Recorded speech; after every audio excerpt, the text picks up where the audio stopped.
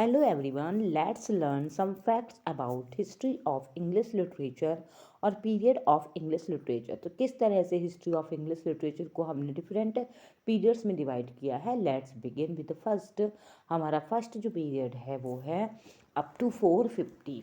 Up to 450 जो 450 तक के पीरियड को माना जाता है उसे डार्क एज से हम संबोधित करते हैं। And it is called dark age because there was not the growth of literature.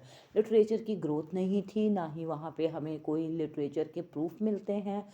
So it is called age dark age. साहित्य में बिल्कुल अंधा युग या अंधेरा युग के नाम से इसे जानते हैं। नेक्स्ट एज जो है इसके बाद हमारा 450 से 1066 में डिवाइडेड है, जिसे हम एक ओल्ड इंग्लिश या एंग्लो सैक्सन पीरियड के नाम से भी जानते हैं। इसे ओल्ड इंग्लिश या एंग्लो सैक्सन पीरियड के नाम से जानते हैं। साहित्य तो अभी यहाँ पे भी बहुत डेवलप नहीं हुआ था, लेकिन कुछ छोटी मोटी रचनाएं हमें देखने को मिलती हैं, जिसमें कैडमन, साइनेवुल्फ और किंग एल्फ्रेड के नाम फेमस हैं। नेक्स्ट जो आता है हमारा वो 1066 से 1500 तक का लिटरेचर है, जिसे हम मिडल इंग्लिश पीरियड कहते हैं। 1066 से 1500 तक के पीरियड को इंग्लिश में मिडल इंग्लिश पीरियड के नाम से जाना जाता है। ये मिडल पीरियड था और इससे दूसरा नाम एंग्लो नॉर्मन पीरियड के नाम से भी जाना जाता है। मिडल इंग्लिश पीरियड जो है यहाँ पे थोड़ी ग्रोथ होने लगी हमारे लिटरेचर की, और यहाँ पर जो चौसर हैं उनके कारण सबसे ज़्यादा डेवलपमेंट हुआ है लिटरेचर का। उनका कैंटरबरी टेल सबसे फेमस है और उन्हीं के नाम पे इस एज को चौसेरियन एज भी कहते हैं, या फिर हम ये कह सकते हैं कि चौसेरियन एज के नाम से फेमस था। यहाँ पे कुछ और भी राइटर मिलते हैं जिनका नाम है जॉन कावर, विलियम लैंगलैंड और जॉन वेक्लिफ। तो ये फेमस राइटर हैं। यहाँ साहित्य का थोड़ा थोड़ा विकास होने लगा था हमारे मिडिल इंग्लिश पीरियड में। नेक्स्ट जो आता है हमारा उसे कहा जाता है 1500 से 60 तक के पीरियड को द एज ऑफ रीनेसा। इसे रीनेसा का पीरियड कहते हैं, या फिर हम अर्ली मॉडर्न पीरियड भी कह सकते हैं। एज ऑफ रीनेसा, रीनेसा केवल लिटरेचर में ही नहीं था। ये जो रीनेसा आया था, पुनर्जागरण जिसे कहा जाता है, ये हमारे साहित्य जगत के साथ साथ अगर हम देखें तो इंडस्ट्रियल एरिया में भी बहुत से रिवोल्यूशंस होने लगे थे, रीबर्थ होने लगे थे। तो इसीलिए इस पीरियड को रिनेसा के पीरियड कहा जाता है। ऐसा हिंदी साहित्य में भी देखा जा सकता है। इंग्लिश के साथ साथ बहुत सी नई नई इन्वेशंस हुए, नई थिंकिंग नई डेवलप हुई। तो इस पेज को हम फर्दर डिवाइड करें तो इसके 4 अदर क्लासिफिकेशंस हैं। सो पहला हमारा सबसे पहला क्लासिफिकेशंस है अर्ली एलिजाबेथियन एज। यहाँ मैंने मेंशन नहीं किया है, लेकिन 1500 से 58 तक के पीरियड को अर्ली एलिजाबेथियन एज भी कहते हैं। फिर एलिजाबेथ का पीरियड कहा जाता है 1558 से 1603 को। एलिजाबेथियन एज को हम दूसरे शेक्सपियरियन के एज के नाम से भी जानते हैं, because Shakespeare was the prominent figure of this age. क्योंकि शेक्सपियर इस एज के सबसे प्रोमिनेंट फिगर माने जाते हैं, इसीलिए हम इसे एलिजाबेथन एज या शेक्सपियरियन एज भी कहते हैं। 1558 टू 1603, और 1603 के बाद क्वीन एलिजाबेथ की डेथ हो जाती है। जेम्स जो हैं वो गद्दी पर आते हैं, तो जेम्स के नाम से ही इसे जैकोबियन एज कहते हैं, किंग जेम्स जैकोबियन। तो 1603 से 1625 तक के एज को हम जैकोबियन एज के नाम से जानते हैं। 1603 से 1625 it is called age Jacobean age. It's very important question है, कई बार कई एग्जाम में आ भी चुका है कि जैकोबियन एज कब से कब तक के टाइम को माना जाता है, और इसके साथ साथ इसके फेमस राइटर कौन हैं। तो इसके फेमस राइटर जो हैं वो Francis Bacon, John Donne, John Fletcher, John Webster और जॉर्ज चैम्पर इनके फेमस राइटर्स हैं। फिर इसके बाद ही अगर हम देखें तो 1625 से 1649 के एज को जो है कैरोलिन एज कहा जाता है।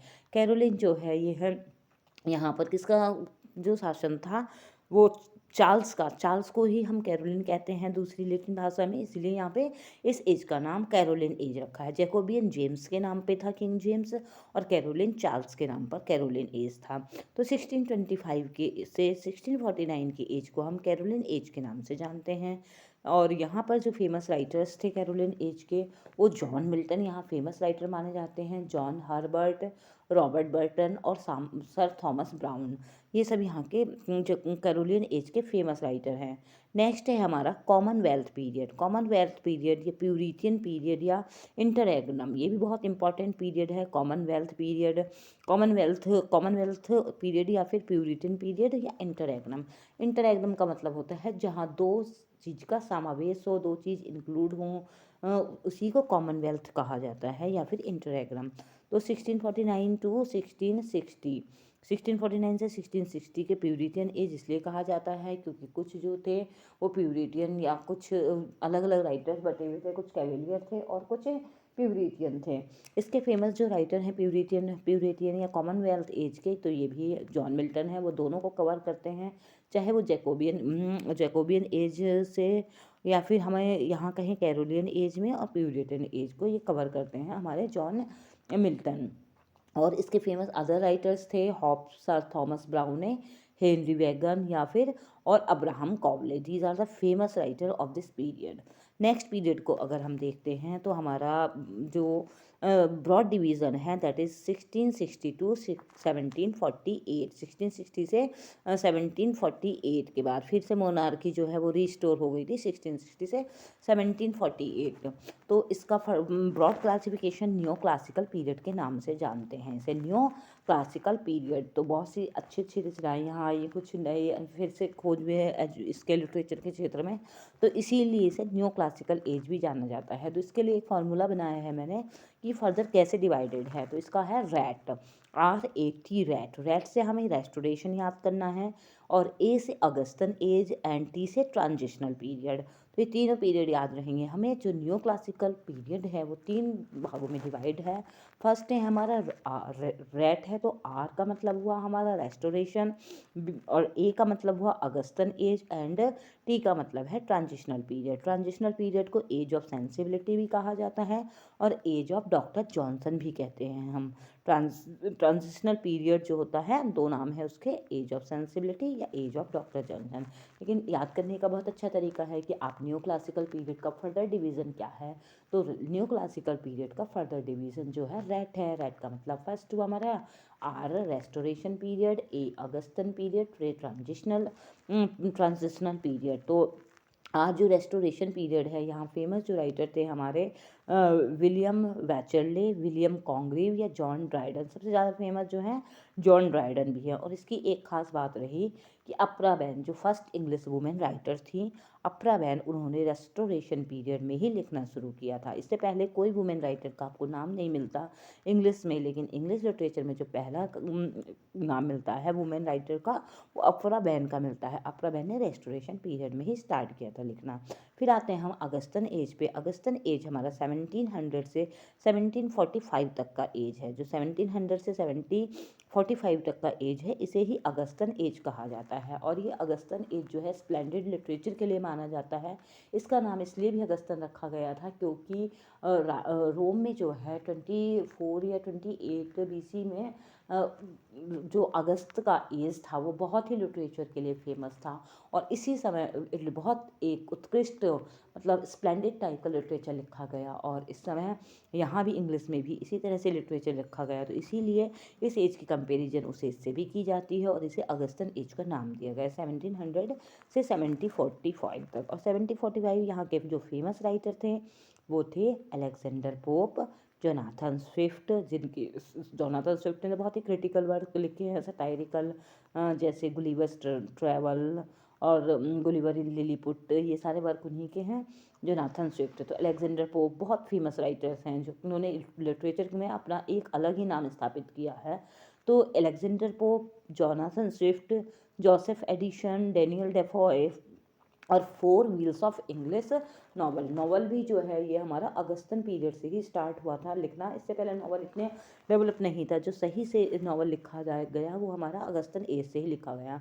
तो four wheel of English novel भी यहीं से हमें देखने को मिलते हैं, जैसे कि हेनरी फील्डिंग हुए हमारे, और सैमुअल रिचर्डसन हुए, थॉमस स्टर्न और टोबियस स्मॉलेट।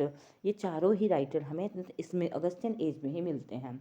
नेक्स्ट है हमारा द एज ऑफ सेंसिबिलिटी या फिर ट्रांजिशनल पीरियड। ट्रांजिशनल पीरियड में हमें मिलते हैं राइटर्स हमारे विलियम, ये transitional period the sensibility, Samuel Johnson, जिन्हें हम डॉक्टर जॉनसन भी कहते हैं, और उन्हीं के नाम पे इसका नाम the age of doctor Johnson भी कहा जा सकता है, सेंसिबिलिटी और age of doctor Johnson. Oliver Goldsmith, Edmund Burke और एडवर्ड गिबन यहाँ के फेमस राइटर हैं। थॉमस ग्रे भी इसी से बिलोंग करते हैं। थॉमस ग्रे जो अपने यूनिवर्सल एलेजी जिसमें लिखा था elegy written in country churchyard के लिए जाने जाते हैं, वो भी सेंसिबिलिटी या फिर ट्रांजिशनल एज से ही रिलेटेड हैं। नेक्स्ट जो हमारा फर्दर डिवीज़न है वो डिवीज़न है 1798 टू 1837, जो कि हमारे लिटरेचर का एक अलग ही स्थान रखता है। हिंदी में उसे छायावादी युग कहा जाता है और यहाँ पर रोमांटिक एज की शुरुआत होती है। यहाँ हमारे कब से 1798 से 1837 द रोमांटिक एज। इसमें जो वर्ड्सवर्थ ने लिरिकल बैलेड लिखी थी उनके लिरिकल बैलेड से ही रोमांटिक एज का इनिशिएशन भी माना जाता है। तो 1798 टू 1837 और यहाँ रोमांटिक एज तो सभी को बहुत ही फेमस है, जिसने भी लिटरेचर पढ़ी है सभी जानते होंगे इसके फेमस राइटर कौन है। तो इसमें विलियम वर्ड्सवर्थ का नाम, कीट्स, शैले, बायरन, कॉलरिज, ये सभी यहाँ के फेमस राइटर हैं जिन्होंने अपना बढ़ चढ़कर अपने लिटरेचर में अपना नाम कमाया और साथ ही उन्होंने रिटर्न टू नेचर की तरफ लौटो, सेंसिबिलिटी के लिए, नेचर के लिए। और कभी कोई नेचर को पैगन मान लेता है जैसे कि वर्ड्सवर्थ हैं, तो इसमें नेचर का हमें बढ़ कर दिखाई देता है कि किस तरह से प्रेजेंटेशन किया गया है। तो यही रोमांटिक एज है हमारी 1798 से 1837 तक। नेक्स्ट है हमारा 1837 से 1901। तो ये रोमांटिक एज तो छोटा सा एज था, तो इसका कोई फर्दर क्लासिफिकेशन नहीं है, ये एक एज है। हम जैसे कि न्यू क्लासिकल हमारे 4 डिवीज़न थे, रीनेसा में फर्दर 4 डिवीज़न थे, but in romantic age there is no further division. Next है 1837 टू 1901। 1837 से 1901 के पीरियड को विक्टोरियन एज कहा जाता है। तो विक्टोरियन एज जो था हमारा, रानी विक्टोरिया, क्वीन विक्टोरिया जो थी वो गद्दी पर बैठी थी, इसीलिए इसे विक्टोरियन एज के नाम से जाना जाता है, क्योंकि ये क्वीन विक्टोरिया का एज था। क्वीन विक्टोरिया गद्दी पे 1837 से थ्रोन हुई थी और 1901 तक बैठी थी। अगर इसका हम फर्दर क्लासिफिकेशन करें तो इसमें हमें 2 क्लासिफिकेशन मिलते हैं। एक तो 1848 से 1860 तक है, जिसे प्री रेफ्लेटिक के नाम से जाना जाता है। किस नाम से जाना जाता है? प्री रेफ्लेटिक के नाम से। पहला कौन सा था हमारा? 1848 से 1860 तक प्री रिफ्लेटिक में प्री रिफ्लेटिक ब्रदरहुड के नाम से यहाँ पे एक प्री रिफ्लेटिक ब्रदरहुड मूवमेंट भी शुरू हुआ था, जिसमें हमारे दांते, गैब्रियल, रोस्टी यानी रोस्टी सिस्टर्स थे, और उसके बाद विलियम हॉलमैन, हंट, साथ में विलियम मोरिस, ऐसे स्विनबर्न, ये सभी यहाँ के फेमस राइटर हैं। एसी स्विनबर्न और जो बताया मैंने रोस्टीज जो हैं प्री रेफ्लेटिक ब्रदरहुड के लिए जानी जाती हैं। इस प्री रेफ्लेटिक एज की सबसे इम्पोर्टेंट बात है और उसी लिए इसका नाम भी प्री रेफ्लेटिक रखा गया है। नेक्स्ट है हमारा 1880 टू 1901।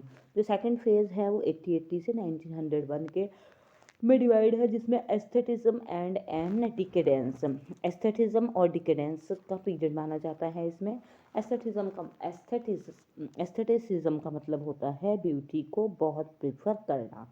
तो एस्थेटिसिज्म से संबंधित है हमारे ऑस्कर वाइल्ड और आर्थर साइमंस, एर्नेस्ट डाउनसन और डैनियल जॉनसन, ये सभी हमारे एस्थेटिसिज्म से।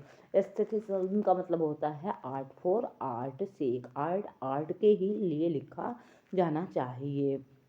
ये देखा गया है क्योंकि विक्टोरियन एरिया ज़्यादा हमारे इंडस्ट्रियल पे ज़्यादा बल दिया जा रहा था, बहुत सारे समाज में त्रुटियाँ हो गई थी, तो ये सब फ्रस्ट्रेशन हो चुकी थी, तो इसके लिए एस्थेटिसिज्म की तरफ उन्होंने रुख किया। नेक्स्ट है हमारा 1901 टू 1945। 1901 टू 1945 के पीरियड को मॉडर्न पीरियड के नाम से जाना जाता है, और मॉडर्न पीरियड का भी हमारा फर्दर क्लासिफिकेशन है 1901 टू 1914 एडवर्डियन पीरियड। जब तक हमारा वर्ल्ड वॉर फर्स्ट शुरू हुआ था उस समय तक के एज को जो है एडवर्डियन पीरियड कहते हैं। तो यहाँ के फेमस राइटर रुडयार्ड किपलिंग हैं और John Galsworthy, H.G. Wells and Henry James. These are the famous writer of Edwardian age. Rudyard Kipling, John Galsworthy. और रुडयार्ड किपलिंग के जंगल बुक भी आपने सुनी ही होगी, जिसमें जंगल बात चली है, पता चला, तो इन्हीं की बुक थी है। एडवर्डियन एज के जो पीरियड थे, रुडयार्ड किपलिंग, जॉन गाल्सवर्दी जो हैं ये भी फेमस राइटर हैं अपने जस्टिस के लिए, सिल्वर बॉक्स के लिए बहुत फेमस रहे हैं, H.G. वेल्स और हेनरी जेम्स। नेक्स्ट है हमारा जॉर्जियन पीरियड जो है 1910 से 1936 तक माना जाता है। अब देखिए आप 1914 तक एडवर्डियन पीरियड तो था, लेकिन जॉर्जियन पीरियड जो है वो हमारा 1910 से 1936 तक, क्योंकि इसमें कुछ होता है, हमारे नए जो राजा आते हैं तो उसके इन्फ्लुएंस पहले से या थोड़े आगे पीछे से हो जाते हैं, तो यहाँ पर इसीलिए इस पीरियड को जॉर्ज के इन्फ्लुएंस दिखने लगे थे। 1910 से 1936 के पीरियड को कहा जाता है।